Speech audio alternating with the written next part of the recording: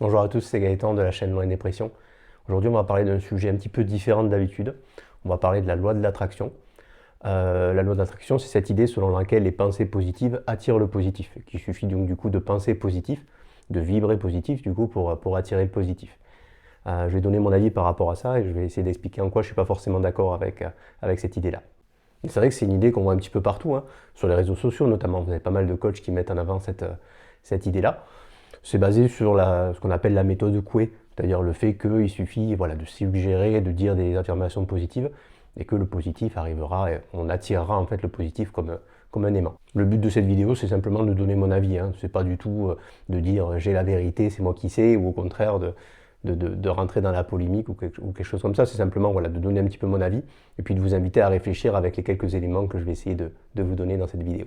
Et c'est vrai que ce qui peut donner raison à cette théorie, c'est de prendre le problème à l'envers. C'est-à-dire qu'est-ce qui se passe quand on pense négativement, quand on est persuadé qu'on va échouer, quand on a une mauvaise opinion de soi. Effectivement, c'est malheureusement assez autoréalisateur. C'est-à-dire qu'à partir du moment où on pense qu'on va échouer, inconsciemment ou inconsciemment, on ne met pas forcément tous les ingrédients qu'il faudrait. Hein. Peut-être un manque de travail ou un manque d'implication, parfois aussi la malchance qui se met en route. Et c'est ce qui fait que malheureusement, quand on pense négativement, dans la grande majorité des cas, ça ne se passe pas très bien. Oui, quand on est persuadé qu'on va échouer, hein, finalement, on s'auto-sabote en quelque sorte, sans forcément s'en rendre compte. Hein. C'est-à-dire qu'effectivement, comme on a une croyance sur nous-mêmes qui est assez fausse, on va effectivement s'auto-saboter. On va parfois perdre nos moyens, hein, tout simplement, hein, parce que on s'auto-sabote. Hein. Et donc ça a un effet autoréalisateur derrière. Hein. C'est-à-dire qu'effectivement, le fait qu'on pense négativement comme ça fait qu'on échoue. Et ça s'auto-entretient, c'est-à-dire qu'effectivement, le fait d'échouer va encore renforcer la croyance comme quoi on n'y arrivera pas. Donc ces fausses croyances, c'est vrai qu'il faut essayer de petit à petit faire un travail sur soi-même pour parvenir à se les décoller, hein, se dire, en fait, non, on n'est pas comme ça de façon définitive, on est capable aussi de changer, de réussir des choses qu'on pensait ne pas être capable de faire. Je vais prendre pour exemple, quand on est petit, on ne pense pas forcément qu'on va savoir faire du vélo avant de savoir le faire.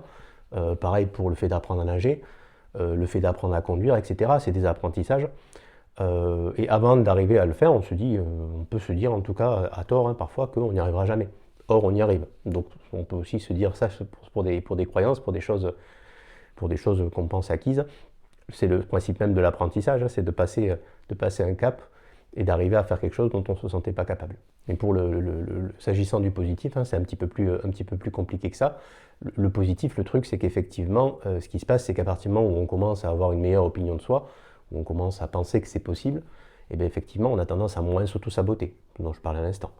À moins se dire qu'on va échouer, à moins effectivement perdre ses moyens, etc. Et donc effectivement, on débloque certaines choses, en tout cas on bloque effectivement ce côté négatif dont je parlais tout à l'heure. On bloque effectivement le négatif, mais de là à parler du fait d'attirer le positif, c'est là que je pense que c'est exagéré. Je pense que c'est exagéré parce qu'en fait, il y a aussi un facteur dont on parle assez peu, mais qui influe énormément, c'est la chance.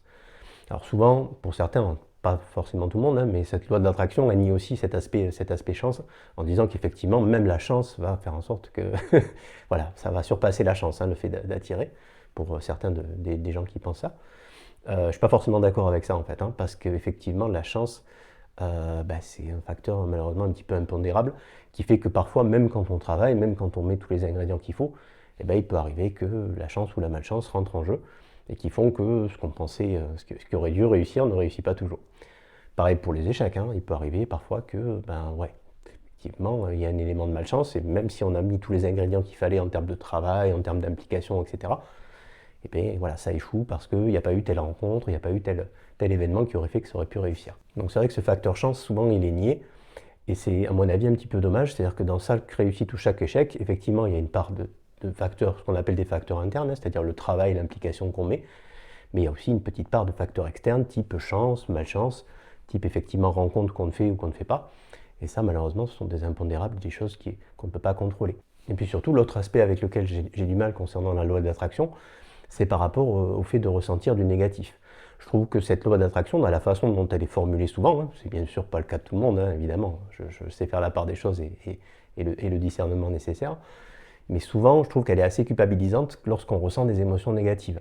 C'est-à-dire il y a une certaine forme d'injonction à penser positif, à ressentir de façon positive, etc.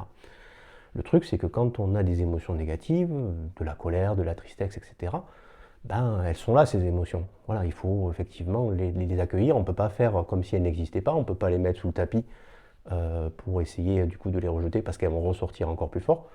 Donc effectivement, ces émotions négatives-là, ben, on ne peut pas faire comme si elles n'existaient pas.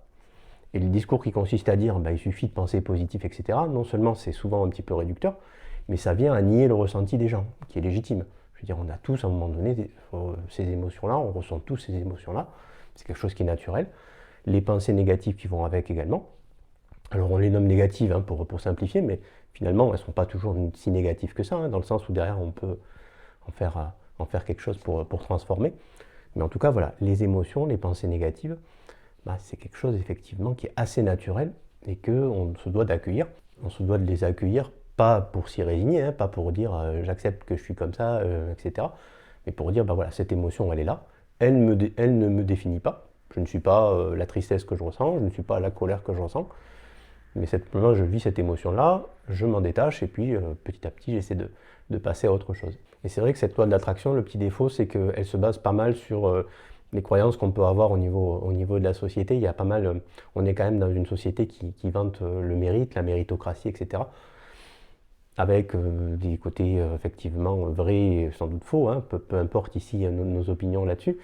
Mais cette méritocratie, elle est en partie fausse par ce dont je parlais tout à l'heure, hein, la chance, la malchance, etc. On n'a pas tous la même vie, on n'évolue pas tous dans le même contexte.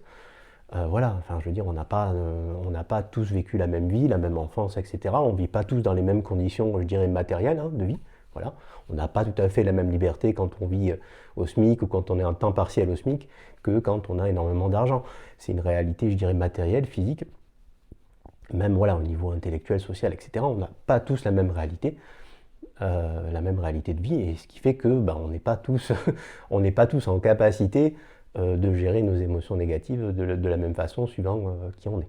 Et puis au-delà du mérite, des pensées négatives, des émotions négatives, il y a un aspect, c'est la maladie aussi, tout simplement. C'est-à-dire, il arrive aussi que des gens souffrent de maladies, y compris de pathologies liées à la santé mentale, hein, comme l'anxiété, la dépression, etc. Et ça, c'est des choses qui ne se contrôlent pas, en fait. Hein. On ne peut pas dire, alors, sauf certaines personnes un petit peu bornées parfois qui disent guéris-toi de ta dépression, voilà, la célèbre phrase rien à faire de ta dépression, etc.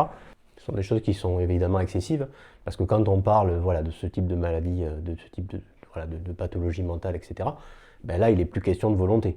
Typiquement pour la dépression, c'est justement lorsque notre volonté est altérée et qu'on n'est plus en capacité justement de parvenir à dépasser ça. Quand il s'agit de maladies, comme là la dépression dont je prends l'exemple, il s'agit effectivement d'avoir une véritable prise en charge au niveau médical, puisqu'il s'agit d'une maladie, pour qu'après, derrière, voilà, une fois qu'effectivement ça a pu être pris en charge et que ça a pu être un petit peu soulagé, et voilà, et que la volonté puisse se remettre en marche. Du coup, dans ces cas-là, la loi de l'attraction ne peut pas s'appliquer forcément, puisque la volonté, elle est altérée par elle-même. Ouais, je trouve que c'est vrai que de la façon dont c'est présenté, c'est je trouve le gros aspect négatif de cette fameuse loi de l'attraction, de ce fameux le positif entraîne le positif, c'est qu'il est quand même hyper culpabilisant pour des gens qui ne sont pas en capacité de dépasser ce négatif-là, qu'ils soient malades ou pas, hein, peu importe, qu'il a tendance aussi à nier ce qu'on peut tous ressentir, hein, le négatif, etc. Je comprends effectivement parfois la bonne volonté hein, qui se cache derrière ça, de dire effectivement, voilà, il faut parvenir à dépasser ça, etc. Mais quelquefois, voilà, on a aussi besoin de guérir. Et ces choses-là, malheureusement, elles ne se commandent pas. On ne choisit pas hein, d'oublier toutes les fausses croyances qu'on a sur nous depuis des années. On ne peut pas décider du jour au lendemain de les quitter comme ça, spontanément. Ça prend du temps, forcément. Voilà, écoutez, j'espère que cette vidéo vous aura plu. Vous allez retrouver en description de la vidéo un lien vers l'article qui parle de ce sujet. Voilà, qui aborde un petit peu différemment les points qu'on vient d'aborder. Si la vidéo vous a plu, n'hésitez pas à laisser un j'aime et puis à vous abonner pour voir les suivantes. N'hésitez pas non plus à la partager sur les réseaux sociaux si vous pensez que ça peut aider d'autres personnes. Merci.